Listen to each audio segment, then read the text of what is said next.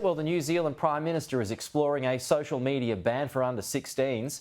Live to Jack Nyhof at the Parliament in Wellington. Jack, good morning. So the Kiwi Prime Minister's facing some criticism for the timing of the move. Why? Yeah, it does seem like this piece of legislation is something the government genuinely cares about, but it's the timing where it gets complicated.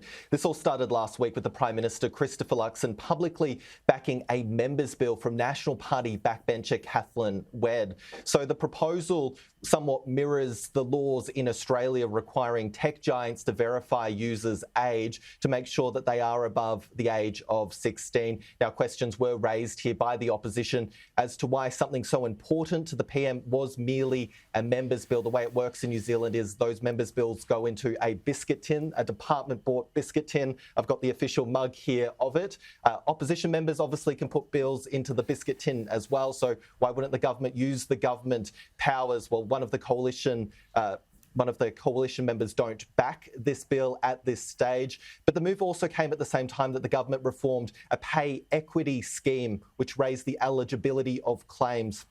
That move was set to save the government's billions of dollars in its upcoming budget, but was met by protests from women in lower paid jobs.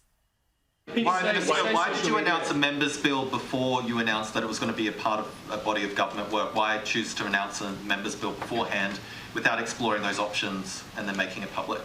Because actually there was a real appetite within parts of the National Party caucus to look at that. Catherine actually did that work, getting our whole caucus on board with that legislation.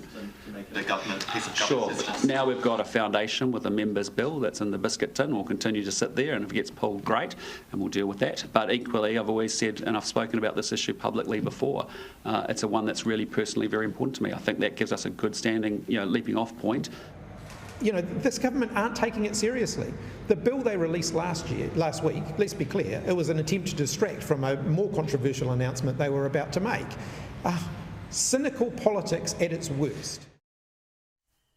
So over the weekend, the PM is now investigating making this legislation a government bill and taking it to Cabinet. They will look at solutions in the EU as well as in Australia, but one of its coalition partners, ACT, doesn't support the bill as it stands. They want a public inquiry to explore all options. They also want to give it some time to let Australia make some mistakes with this so New Zealand doesn't repeat those mistakes and they can learn from that. The government is facing pressure from lobby groups, Pete, to beef up these social media protections for young people. Thank you, Jack.